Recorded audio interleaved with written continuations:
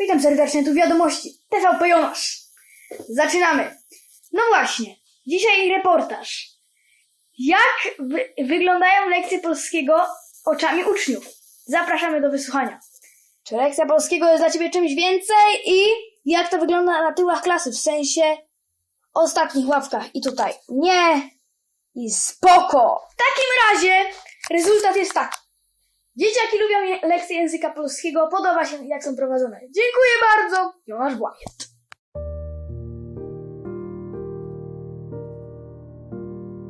Cześć, mam na imię Jonasz i za chwilę kończę studia. Pomimo tego, że życie po nich zapowiada się ciekawie, to jest to dosyć straszny moment. Nawet nie dlatego, że praca. Obowiązki miałem już od dawna. Straszny dlatego, że to całkowite już wyjście z pokoju dziecięcego. No i co? Taki pierwszy film. Zobaczymy jak wyjdzie. Cześć! Ja cię oglądam. O, jaki słodzi jesteś. Jaki słodzi. No taki słodzi. No taki słodzi. No a za słodzi. Tak, przyznam, że pan ziomek jest za słodzi. Jojku, pysie. Wydaje mi się, że moje dzieciństwo i okres nastoletni są jeszcze dostępne dla mnie na wyciągnięcie ręki, ale z każdym kolejnym dniem coraz bardziej uświadamiam sobie, że nawet liceum to już dosyć odległe wspomnienie. Słuchaj, Jonasz, pokaż się z tymi... Proszę bardzo, została moja antyrelia, ale niektóre zostały już wystrzelone. A, dobrze, no. Tu idzie ekipa... Nowego roku! I 100 lat, niech żyje nam. 100 lat, niech żyje nam. Jeszcze raz, niech żyje nam. Niech żyje nam. Proszę bardzo. Bardzo dziękuję. Bardzo.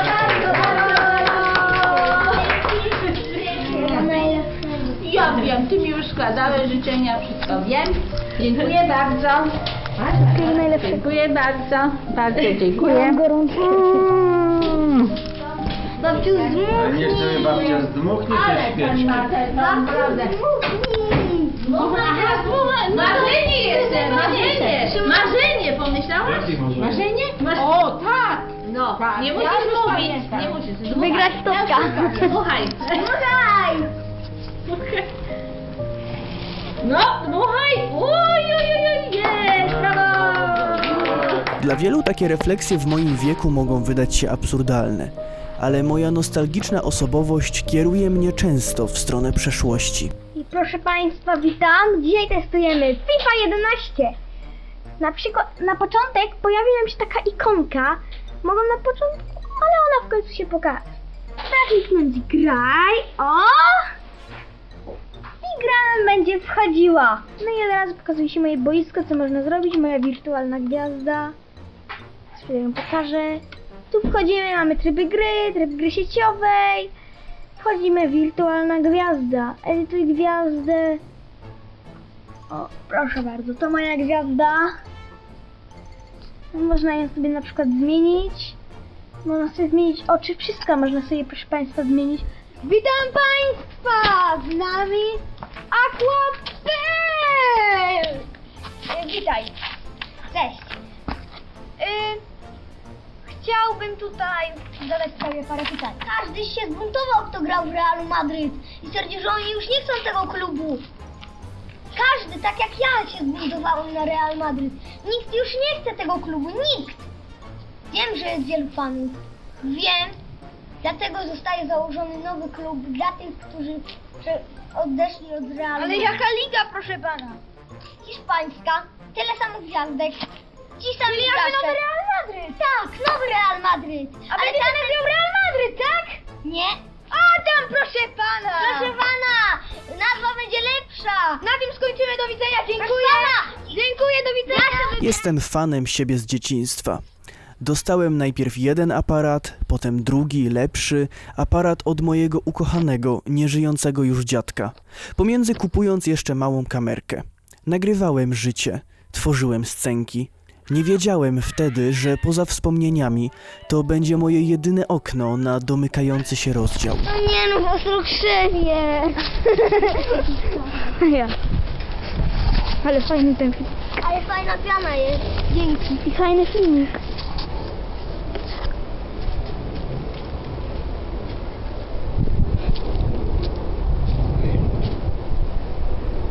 Naprawdę fajny ten filmik. Ja myślę, że to będzie bardzo fajny taki dla was czas.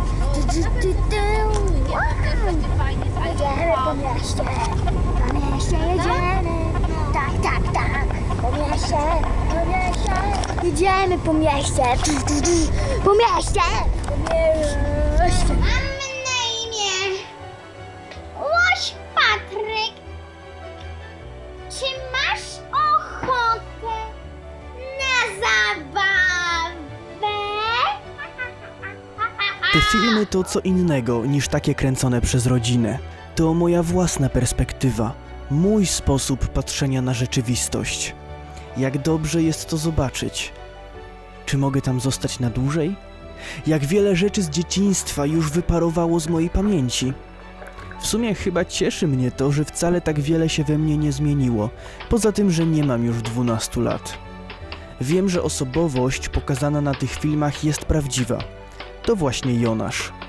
Wybijający się z tłumu, trochę dziwny, ultraspołeczny, robiący dobre rzeczy, prowokujący brata, przewodniczący szkoły.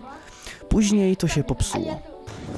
Moje cechy przez kilka lat, podczas okresu dojrzewania, nie były uznawane za atrakcyjne.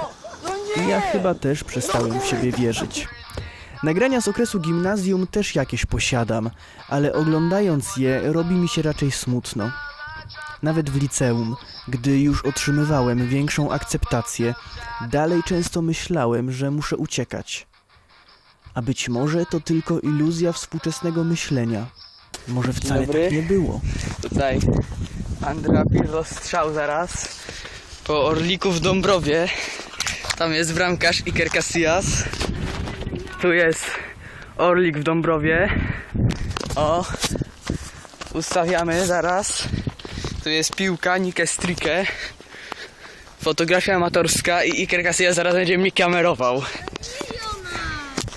Iker Casillas. Ale ty mnie tylko kameruj. Ale ty tego nie wrzucisz nigdzie, co nie? Nie, tylko na grupę Rodzina Bibliotus Czystek. Nie. No dlaczego ty nie nazywasz Ikerem Casillas? Kameruję? Mhm.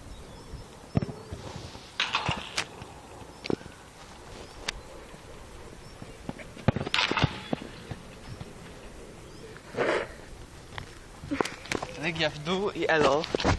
Iker Casillas kamerował. No nie, no Ej, to się nadal kameruje, bo zablokował. Nie chcę być źle zrozumiany. Mam z okresu dojrzewania fajne wspomnienia. Poznawałem ludzi, nie zamknąłem się w sobie, ale czegoś mi brakowało. W mojej głowie chyba brak jest przyjaźni. To jest Adam, mój najlepszy przyjaciel z podstawówki. Robiliśmy razem różne super rzeczy. Po skończeniu podstawówki z nieznanego mi powodu straciliśmy kontakt. To był cios. W gimnazjum usłyszałem też, że nikt mnie nie lubi. Było mi udowadniane, że jestem słabszy, bo nie przeklinam. I widzę, że te wydawałoby się nie tak duże rzeczy odcisnęły piętno na moim własnym postrzeganiu samego siebie. Pomimo tego, że przecież miałem swoją paczkę i super czas z rówieśnikami, chyba nie byłem sobą. Tutaj to film z wakacji między 6. klasą a 1. gimnazjum, kiedy pierwszy raz w życiu poczułem się samotny. Szukałem aprobaty wśród znajomych z Minecrafta, więc nagrałem filmik, w którym jem olej kokosowy, żeby zwrócić na siebie uwagę. Bardzo lubię skreślenie masła. Miłego dnia! Aha! Wreszcie się zapytacie, dlaczego mam tutaj takie dziwną papkę. Co? Zapytasz się? Coś się gnoju? Oj, przepraszam. Przepraszam.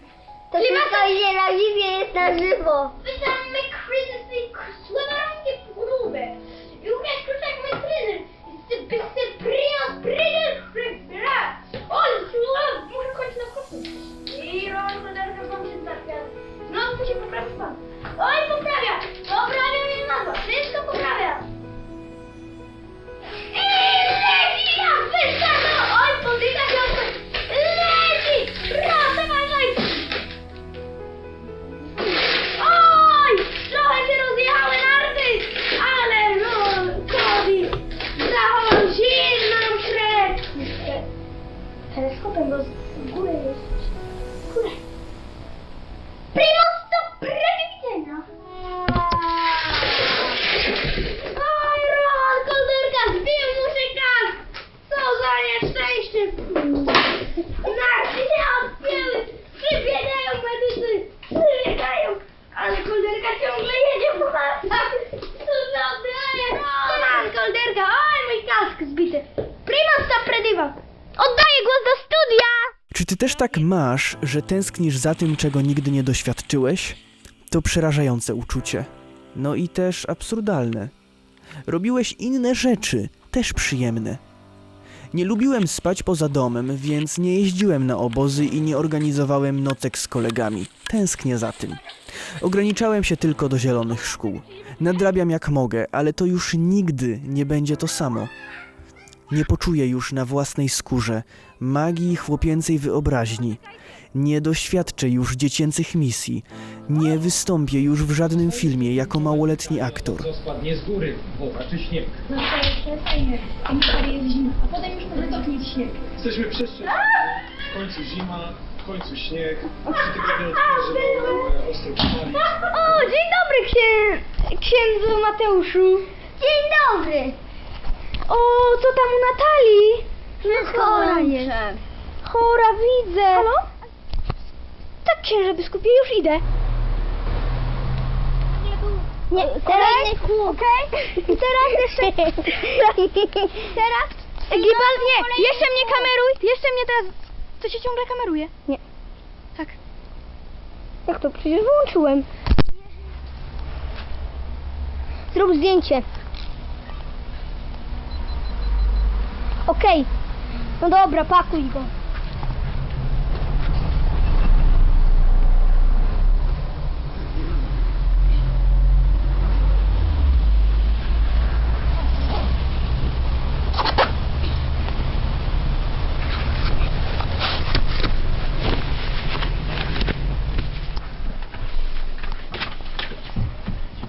Co? No i... Ty, Gibaś! Co? On został zamordowany karabinem. Ale... No i co, Mietek, słyszysz coś? Na razie nie, na razie nie. Gibaś, prowadź dalej! Dobra, jadę. Zaraz do strony! Goście! Dobra, zgłaszam się, zgłaszam. Halo? Czujecie? Chwileczkę, słyszę coś! Co, Gibaś, co? Mietek, szybko, co słyszysz? Ktoś krzyczy. Gdzie? Na plebanii! Szybko, jesteśmy bez murzejki! Polecą na akcję! O!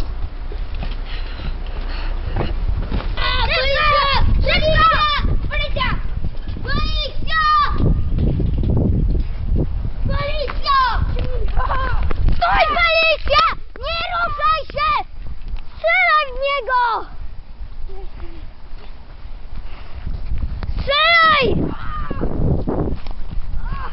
Mamy go! Nie! Zgoj go! I muszę przyznać, że te tęsknoty się za mną ciągną. Choć otrzepałem z kurzu moją prawdziwą osobowość, udaje mi się odnajdować dla siebie miejsce na ziemi i generalnie jestem szczęśliwy, to chciałbym móc czasami tam wrócić. Tak bardzo jestem przeciwny zamykaniu tego rozdziału. A co gdybym jeszcze na chwilę go nie zamykał? Co gdybym odbył terapeutyczną dla mnie rozmowę i wszedł w tę zamgloną przeszłość z kimś jeszcze? I robimy spontan, zobaczymy jak to wyjdzie. Dlaczego nie wiem czego, co się będzie działo, w sensie... Ja trochę też jeszcze nie wiem. Nie wiem, co chcesz mi pokazać. Postanowiłem, że muszę spotkać się z Adamem. 2 tygodnie przed nagraniami zobaczyliśmy się pierwszy raz po 10 latach i wtedy zaproponowałem mu udział w moim filmie. Wiedziałem, że tak bardzo chcę zadać mu to jedno pytanie. Co się wydarzyło? Zastanawiam się, od czego możemy zacząć, ale może zacznijmy od tego filmu. Tego. Dobra, chyba musimy od tego zacząć. On na pewno będzie musiał być przecenzurowany generalnie na tym, bo tu Myślę, że zbyt dużo imion pada. główny bohater nie przyjdzie na premierę. Widzisz, ale widać, że nie ma montażu. Tak. To była Anita? Anita? Właśnie nie wiem. Ale dalej nie rozumiem, czemu Marek jakby... Biedne dzieci. A to chyba były efekty specjalne w postaci prawdziwego ognia, nie? Tak. Ale dobrze zrobiliśmy. Były. No to był popis umiejętności braci Pieczyńskich po prostu, tak mi się wydaje. A Tobiasz chyba nagrywał, nie? Musiał nagrywać. Właśnie chyba, ale on nie był potem jeszcze aktorem? Też mi się tak Chyba był aktorem. Odsuń się, dobra, odsuń się, ja nas gościu. Ej, Janek, to nie widziałeś... Złaź stąd. Nie widziałeś... Czemu ja siedzę, a ty Nie wiem, wywaliłeś mnie po prostu. tak silną psychę. A, ty nagrywałeś, bo to ty wyłączyłeś. Tak, wyłączyłem. Poczekaj, to jesteśmy w wieku tutaj, to jest 2000... nie wiek, ale 11. 11. To jest możliwe. No czyli to Też nie, wakacje 4-5 klasa, tak może być. Może być. A czy to były wakacje? My się widywaliśmy raczej normalnie w tygodniu chyba. No to jest w ogóle, to jest coś super, no to jest, wiesz... A tak, to pamiętam, to jest- jest świetne, no. I to ja, no nie wiem, myślę sobie, że my naprawdę mocne rzeczy robiliśmy. Nie, to było mega, w sensie tak. jakby... Pamiętam jak pierwszy raz, jak było jakieś spotkanie rodziców i ja nie mogłem na nim być i zebraliście chyba 300 zł wtedy.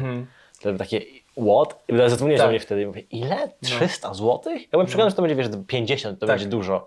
Potem ktoś tam chyba ci rodzice mieli wąty do nas, znaczy do pani chyba Hani, że gdzie te pieniądze w sumie są, bo przecież ja je chyba tu u siebie trzymałem. Ale my na Centaurusa chyba 2000 ponad zebraliśmy. No właśnie to jest tak mi się najfajniejsze, że wydaje, przecież, że finalnie ta pierwsza taka chyba na jakieś schronisko, było na ptaki, nie? I też był taki sabotaż, że... Od ptaków zaczęliśmy w 4 klasie. Tak, i z ptakami było też fajnie, że w ogóle z ptakami robiliśmy taki sabotaż, że tylko my mamy taki monopol na kamienie ptaków w tej szkole. No to było jak im się spalił ten folwark i potrzebowali po prostu jakby nie pomoc finansową, tylko materialną. To wtedy zebraliśmy naprawdę mega dużo i tam było chyba z 8 czy 10 takich paczek super ciężkich i mega dużo karmy. Tak. I pamiętam, że mieliśmy załatwioną, w ogóle ktoś tam, jakaś znajoma, sąsiadka chyba z góry załatwiła przez SUS dostawę tego. Nie? To już normalnie, wiesz, dostawa kosztowała pewnie z 500 takich paczek, a on tam przyniósł tam wszystko, zanosił, dowiózł tam, to mega było, także... Nie, no to było fajne. Ja pamiętam, że chyba w Sylwestra, tak mi się wydaje, że to musiał być Sylwester, zadzwoniłeś do mnie jakoś o takiej bardzo późnej porze i mówisz, że, że się pali tam ten ich folwark czy ten i to była wtedy taka decyzja, no, że musimy coś z tym zrobić. To było najśmieszniejsze, że my się staliśmy samorządem zupełnie... Tak, bo jakby ja przez to, że ja miałem władzę formalnie i to było legalne to i było. robiłem co chciałem. Będziesz na pokoju numer 8, w którym mieszkają dziewczyny. dziewczyny. To jest, aż puściły jednak. Dobrze, wygasujemy to do woli, tak jest naprawdę. Co mam laptopa w ogóle? To masz to jest w ogóle... Dla mnie właśnie czasami to jest takie, bo mam wrażenie, że my, wiesz, mamy określone bardzo wspomnienia z tego czasu, ale to jest fajne, jak rozmawiamy, jak one się uzupełniają gdzieś. I że one nie są jakieś fałszywe, że one jakby po prostu są jakieś zaniki, których nie mamy. To też mam wspomnienie, że weszliśmy do jakiegoś kościoła i nagle nas przejął jakiś ksiądz tak randomowo i wszyscy mieli całować coś, jakiś tam... A było tak, faktycznie, to było i ty wtedy nie całowałeś tego. Tak, ale bo to było, wiesz jakie to było super, bo pani Hania do mnie podeszła i powiedziała, że jak coś, to nie musisz. I mi tak jakby to było takie Bo to też były w ogóle inne czasy, wtedy jakby się chodziło na religię normalnie. Tak. Bo pamiętam, że byłeś ty, Samer i Natalia, którzy nie chodzili i to było mega Jeszcze dziwne. Swietłana potem. Gadałem o tym niedawno właśnie, rozmawialiśmy o tym, jak się zmieniła percepcja w ogóle chodzenia na religię w ogóle teraz, że wiesz, jakby kiedyś naprawdę to było takie naprawdę mega dziwne. Pamiętam, że patrzyłem, znaczy może też moje podejście było wtedy do kościoła zupełnie inne, jakby teraz jest po drugiej stronie zupełnie. I pamiętam, że patrzyłem, że ale pamiętam, że to było takie, wow, tych 3 ludzi nie chodzi, ale oni są strasznie dziwni, nie? To było w ogóle dziwne, że my potem się kumplowaliśmy, jak tym gościem, co nie chodzi na religię, ja mówię, o co chodzi w ogóle. Ale w ogóle, jakby jak się zaczęło nasze kumplowanie się? Bo to jest... Dobre pytanie. Ale więc jakby, bo to jest o tyle w sumie ciekawe, że mam wrażenie, że my jakby stworzyliśmy taką właśnie grupę takich trochę wariatów w sumie, ale równocześnie nie byliśmy skonfliktowani z resztą klasy. To jakby, mam wrażenie, że oni chyba z nas się jakoś wielce nie wyśmiewali, nie? Tak, ja czuję, że potem, ja tak potem czuję, że tak miałem też w gimnazjum, w liceum. W sensie nie, że miałem jakąś grupę, No. ale zawsze byłem taki, wiesz, taki jakby na środku. Ja ani nie byłem tym jakby super cool, ani nie byłem tu takim jakimś dziwakiem, którego nikt nie lubi, tylko zawsze byłem, wiesz, no w gimnazjum byłem przewodniczącym klasy, nie? Więc jakby no przegryw jest przewodniczącym klasy. No tak, no ja też w 6. klasie szkoły, nie? Więc właśnie. to jakby, więc to są takie ciekawe Więc to jakby, jest. ale nie byliśmy takimi totalnymi nerdami, żeby tutaj a zarazem nie byliśmy takimi fajnymi ziomami, którzy wiesz, przywożą laptopa na wycieczkę i się zabierają w FIFA, nie? Czy na PS, jakby no, to nie jest zupełnie to, ale no, znaczy to fajne jest w sumie, jest, bo nie czuję żalu z tego powodu, to fajnie, mi się podobało. Czy ty wiesz, co się wydarzyło, że my straciliśmy kontakt? W sumie? Nie pamiętam, wiesz co? No co, że poszliśmy do różnych klas? No. Bo tylko ja właśnie nawet kiedyś próbowałem do tego dojść, bo ja pamiętam, że się wydarzyło coś takiego, że... No jakiś taki potężna drama była. No właśnie. Ja pamiętam, że nie pamiętam o co w sumie. Jakby była taka jakaś drama, która wynikała z czegoś. Tak. Jakaś głupia zazdrość, to było chyba z mojej strony. Pamiętam, że sobie potem dużo żalu wydawałem sam na siebie, że jakby to było strasznie chujowe. Ale to mi też zajęło trochę czasu, żeby wiesz, jakby, że w sumie nawet nie wiem z czego to wynikało, że... No bo w sumie jakby... chodzimy do różnych szkół, ale one nie są daleko, jesteśmy w jednym mieście cały czas, co nie? Jakby to w sumie niewiele zmieniało, nie? I był jakiś taki moment, że chyba przez te wakacje właśnie, nie wiem, czy ja się chciałem spotkać, coś jakiegoś tego typu i tam faktycznie coś wyszło, jakaś drama wtedy. Ale nie pamiętam w ogóle z też czego to też wynikało, nie bo to pamiętam. przecież... Ja chyba tego nie rozumiałem. Ja też chyba, ja też tego nie rozumiem. W sensie to było takie... No bo w sumie mieliśmy iść do jednego gimnazjum. No, mieliśmy iść do innego gimnazjum. I to jakby było, jaraliśmy się na to, nie?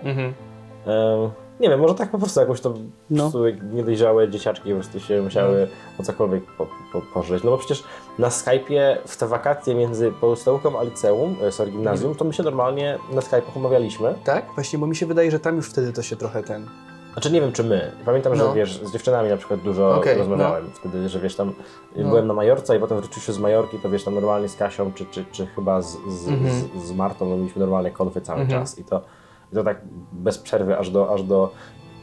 Ale chyba już właśnie nie było tego... W ogóle straciłem kontakt ze wszystkimi tak naprawdę w gimnazjum, że jakby zaczęło się 1. klasa gimnazjum i z automatu jakby nie było takiego czegoś, że jak tam u was w klasie i że się widzimy na przykład w piątek i rozmawiamy o tym, co tam się dzieje. Tylko, że jakby to były takie relacje, które były tak naprawdę na dłuższą metę tylko związane ze szkołą. Może to po prostu jest jakaś niedojrzałość i może moja przede wszystkim, już tak czuję, że to pewnie tak wyglądało, no bo... Znaczy, no ja trochę nie wiem, nie? Ale to jest ciekawe właśnie, bo potem się raz zobaczyliśmy w gimnazjum. No właśnie, to było 2014. Więc wydaje mi się, że to musiało być, że była jakaś drama, że ja chyba czegoś nie rozumiałem, co tam się wydarzyło i jakby potem nam się trochę ten kontakt zerwał i potem spróbowaliśmy go odnowić i się raz spotkaliśmy. I nie było źle. Chyba było okej. Było mega spoko. Ale jakoś to już później już może... mieliśmy chyba swoich wtedy, już jakby swój trochę osobny świat. Tak, że jakby to już po prostu było takie coś, że no jakby spoko, robimy swoje, ale co na dłuższą metę z tego wynika, no bo po prostu gadaliśmy coś tam o tym, co jest u mnie w szkole, co jest u ciebie w szkole, co robią inni, no i jakby tyle. Tak. No, co więcej, no i tyle. No.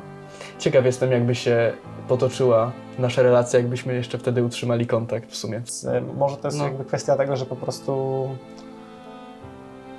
No nie wiem, może po prostu te znajomości podstawówkowe są takie zbyt luźne na pewnym etapie. Chociaż nasza nie była tak do końca luźna, nie? No, robiliśmy fajne rzeczy. Właśnie więc... bo ja na przykład się złapałem na tym, że jakby teraz, jak już powiedzmy skończyłem to 18-19 lat, zacząłem mocno mieć dużo takiej jakiejś tęsknoty, trochę do tego, co było, jakiejś takiej nostalgii i też zaczęły mi się pojawiać takie, że szkoda, że tego nigdy nie zrobiłem jako dziecko, nie wiem. Ja na przykład przez to, że się trochę bałem spać poza domem, to nigdy nie doświadczyłem jakichś takich nocek z kolegami, nie? Czy coś.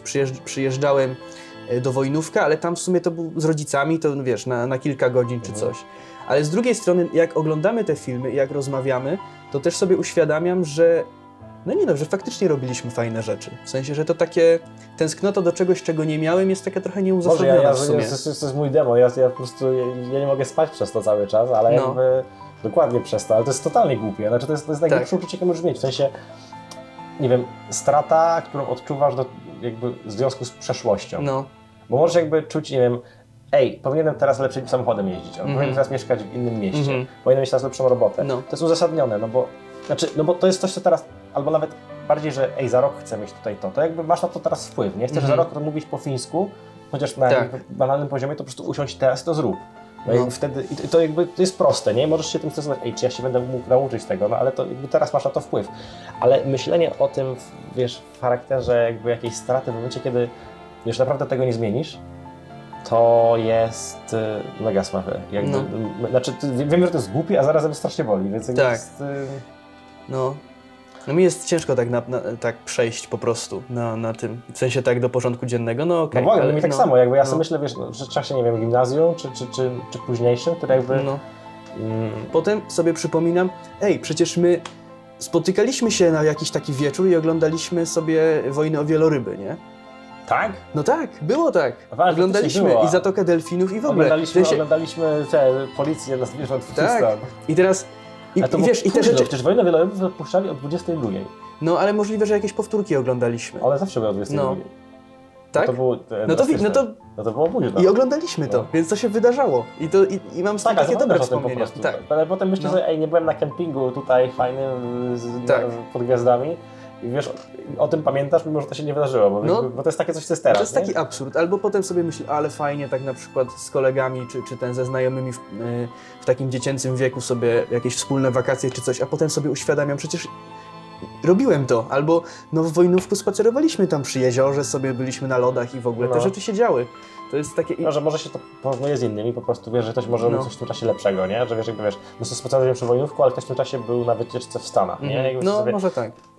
Ale ty też jeździsz na wycieczkę w Stanach teraz, nie? Ta wycieczka jest mniej warta teraz niż wtedy, może jest właśnie bardziej wartościowa, kiedy robisz to jako świadomy człowiek, niż jako, wiesz, ktoś, kto tam pojechał z rodzicami i po prostu zobaczył parę rzeczy, nie? No jakby... A pewnie nie, jakby nie ma co tego porównywać, są zupełnie dwie różne rzeczy, to było tak tyle, łatwo powiedzieć, ale... No, co mogę ci powiedzieć? Tak. Dziwne. No, dziwne. Rozmowa z Adamem odbyła się już jakiś czas temu i uświadomiła mi, w jak dużej iluzji potrafię żyć. W sensie, o jak wielu faktach zapominam i układam swoje wspomnienia na podstawie ograniczonej pamięci. No i jak bardzo mam tendencję, żeby czynniki zewnętrzne wpływały na to, jak patrzę na siebie samego. Długo myślałem, że to ja robię cały czas coś nie tak, a chyba nie do końca tak to zawsze wyglądało. Ta rozmowa przypomniała mi też o tym, że moje dzieciństwo było naprawdę cool i zupełnie wyjątkowe. Nie ma też nic dziwnego w tym, że tęsknię za tymi czasami. Nie wiem, co czeka mnie w przyszłości, ale myślę, że ten 12-letni Jonasz dalej we mnie mieszka. Myślę, że ten dziecięcy okres, choć jest już za mną, to na zawsze pozostanie istotną częścią mojej tożsamości. I wiecie co? Chyba wcale nie potrzebuję zamykać tego rozdziału. You're a memory now. You're all faded and brown. You're just namelessly hung on the tip of my tongue in a silent remark. You're a memory now. You're just dust on the ground. Just a whisper of steam on the crest of a dream while I walk in the dark. Oh, you're a memory now. You're all faded and brown. You're just namelessly hung on the tip of my tongue in a silent